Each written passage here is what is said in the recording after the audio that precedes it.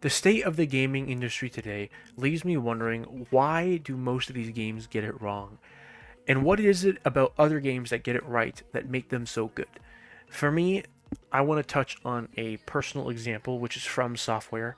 I know there's other companies that make great games out there, um, that have been truly exceptional and loved by everyone. But for me, From Software is something that I'm most familiar with, and it has a special place in my heart because going back to when I first touched on a Souls game, and I know I haven't played all of the From Software games, but starting with Dark Souls 3, I had no idea what I was getting into. My friends told me that the game was pretty difficult, but that I would love it because they thought it was kind of up my alley in terms of the style of playing. And when I first got into it, it just hit me. Something just clicked, and I grinded the absolute shit out of it. I farmed souls. I got the best armor in the game. I ran through it again. I started searching up where all the weapons are. I just got so into it. And even the DLC and fighting the Demon Prince. I spent 4 hours fighting the Demon Prince with my friend up till like 3 a.m. It was just the best experience ever because then when you finally kill it, you feel like you've done something. You feel like you've actually accomplished something in the game on your own. You, you have overcome whatever difficulty there is. You have proven yourself worthy of progressing through the game.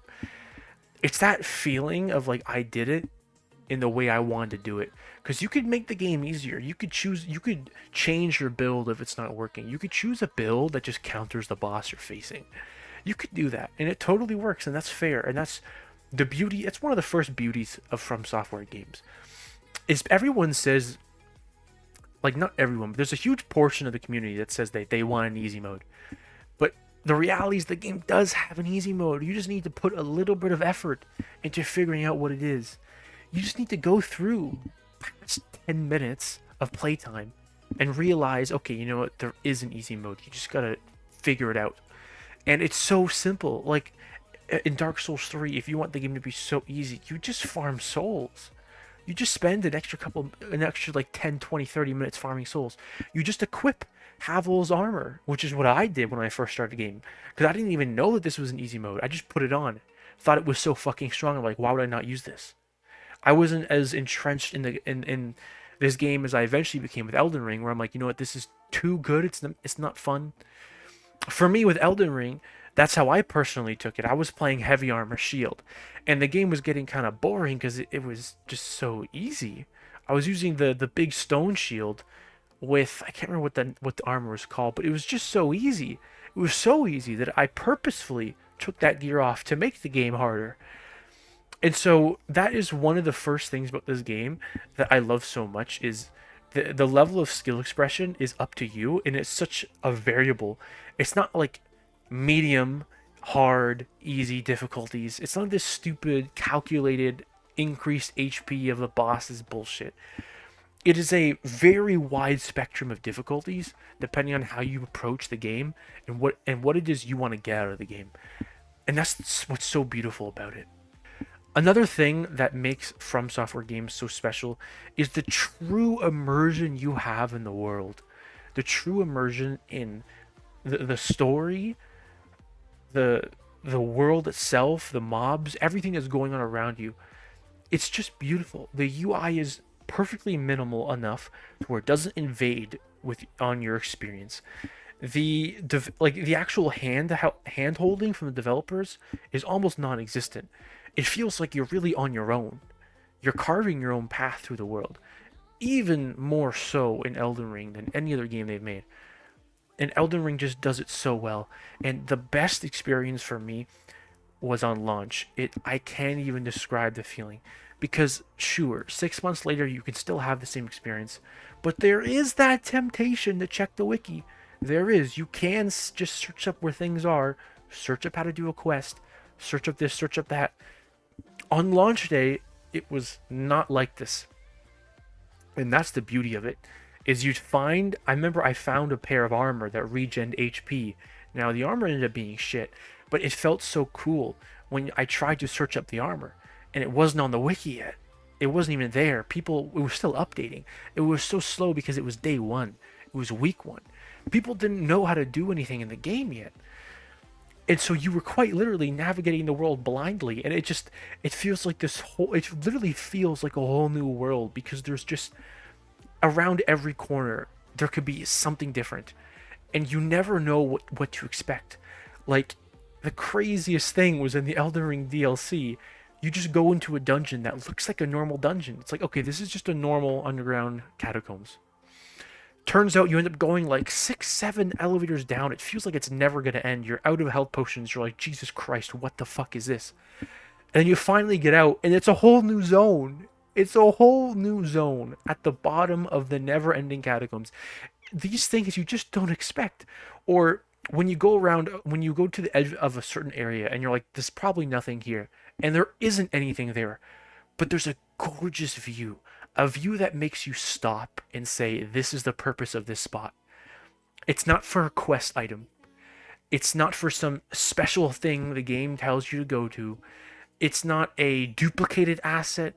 It's a unique view that you could only get there, that makes you stop, and you read the message that other players left on the ground saying, behold sunshine, or something. What a gorgeous view. And you just look, and you just stop, and you just take it in because of how beautiful the scenery is. And it's moments like these where you feel like every area doesn't have a purpose. There's no purpose of that area you just went to. The gorgeous view isn't its purpose. It's just the world being the world. This is what's lost in a lot of modern games, is the feeling of the world existing for the sake of it existing.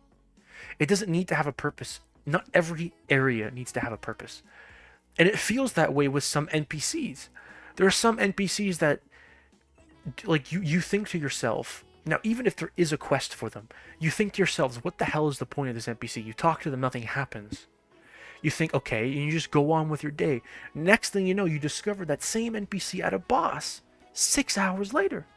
And you're like, what are you doing here? And you speak to them, and they tell you what they're doing there. And you explore, you find these things out on your own. These things that you never could have expected. Everything is a surprise. You're like, oh, what is this? Oh, what is that?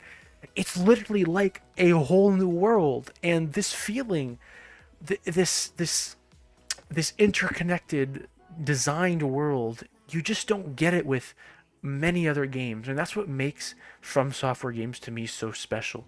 The most special is the immersive, truly immersive experience where you can kind of forget about the world, your own world, real life for a while, because you just get lost in it, because it feels like a whole new world. Another thing that stands out to me with From Software games is their interconnected world.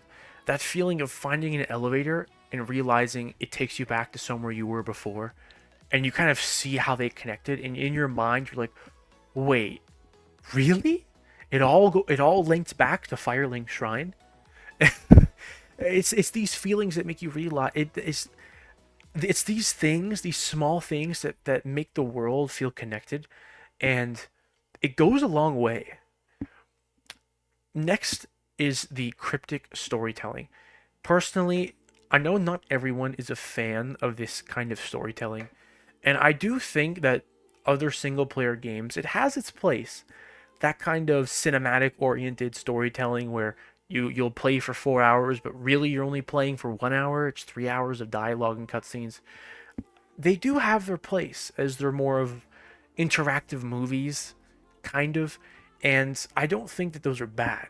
I just think that the From Software style is something that should be appreciated. And I do think it has its own place in this market and in the gaming industry. It's this, you kind of figure out and theorize on your own about the world.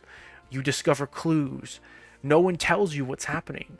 You find NPC. It feels like you're discovering how the world came to be and what's happening on your own. You go into the game with literally no understanding of the world. Maybe 1-2 minute cutscene before it starts. It gives you kind of like a preview of what the general gist is. Then you get in the world and you talk to NPCs. And they give you clues. And you learn, oh, this is who this is. Oh, what's the tree? And you go talk to those white NPCs on the ground, and you think to yourself, what are these ghosts kneeling in front of the Erd tree for? Like, what is this about? And you start thinking, and you start exploring and you talk to more NPCs and they give you more information and you read items if you care about the story. Not everyone does. I mean, it is a gameplay and combat is usually the king. But if you do care about the story, you could theorize, and it makes it so much more engaging mentally than other games that just feed you the story because you actually have to think and find it out on your own. Another thing is the boss fights. They don't just feel like boss fights, they feel more like duels, one on ones, mano a mano. I'm taking you down eventually. You get grudges against bosses, like this fucker, you know? You fight him for 3 hours and you just want to see him dead. You just want to beat his ass. And this feeling of wanting to overcome the difficulty, wanting to overcome something that you know you could. You do it on your first try and you get him one hit away from death. Then it ends up taking you 30 tries to kill it. You know it's because you just didn't play well. You keep playing because you're like, I did it the first time. What's wrong with me? And that's what you say, is you say me. You say, what's wrong with me? What am I doing? Am I this shit? And then you try to improve and get better. And it's this feeling that makes you feel like you've accomplished something in the game. And when you've killed a boss, you feel relief, you feel joy. It feels great. And you use your deaths on the boss as a learning tool. But not just on bosses, on everything in the game. When you die, death is how you learn. You go into a new zone and you die to a mob that comes out of a corner and pushes you off the edge, and you're like, okay, okay, good one, FromSoft. And or you fight a boss that has or you fight a mini boss in the open world that has a unique mechanic that you didn't know, and now you know. Or you go into a zone where you step on something and it poisons you, and that causes you to die. You learn these things about the world through dying, and the best part is you have to learn it on your own. There's no NPC that says watch out for the Poison Valley and it's all glowy and highlighted because the game wants you to know this is a death area and you shouldn't go there. There's no explanation of boss mechanics. There's no, this area may be riddled with traps. Check your surroundings, you know, you don't know anything. Everything is figured out on your own. It's just like it's like the true meaning of the word adventure. Anyways, guys, that's all I really wanted to talk about today. If you enjoyed the video, please subscribe, like, and comment. Turn on the bell so you can see when my next video is. And that's all. Take care, everyone.